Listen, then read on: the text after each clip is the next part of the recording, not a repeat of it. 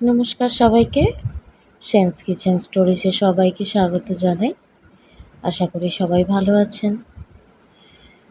কালকে আমার মেয়ে বলল, চিকেনটা মা রিচ করো না, একদম হালকাভাবে করো।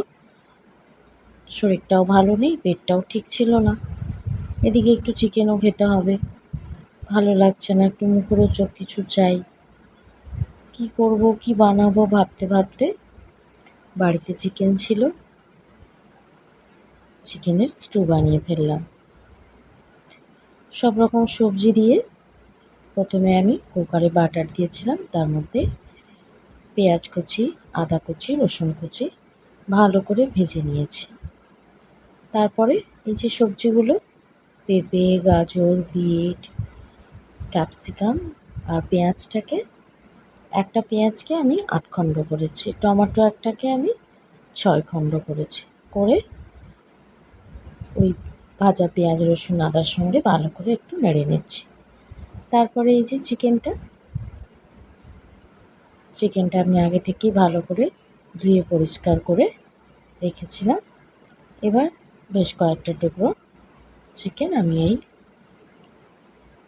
ভাজাটার সঙ্গে মিশিয়ে দিচ্ছি। ওটাও একটু ভালো করে নেড়ে চেড়ে নেব। এটা কিন্তু এমনিতেও অসুস্থ মানুষদের জন্য ভালো। খেতে মুখে রোচে না যখন কিছুই, তখন এরকমভাবে স্টু বানিয়ে খেলে ভালোই লাগে। এবার এর সঙ্গে আমি একটু গোলমরিচ গুঁড়ো দিলাম, বেশ ভালো করে একটু নেড়ে নেব যাতে মিশে যায়। যদিও জল দিলে বা যেটাই দেয়া হবে তার সঙ্গে ওটা গুলেই যাবে।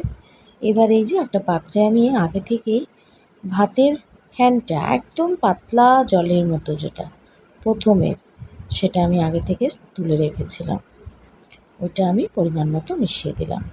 অনেকে কর্নফ্লাওয়ার দিতে পারেন, অনেকে রাগির আটা দিয়েও করেন জলে গুলে, তো আমি এটা রেখেছিলাম। ব্যাস ওটা মিশিয়ে দিলাম। এবার পরিমাণ মতো নুনও দেব। এতে কিন্তু আমি আলু দিইনি, হলুদ দেব না।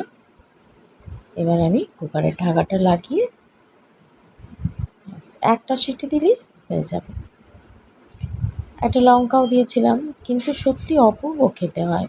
ওই জুসটাতে রুটি ডুবিয়ে ডুবিয়ে খেতে দারুণ লাগে।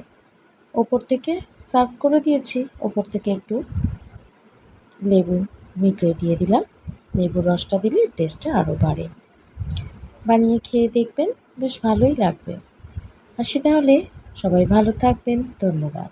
টাটা।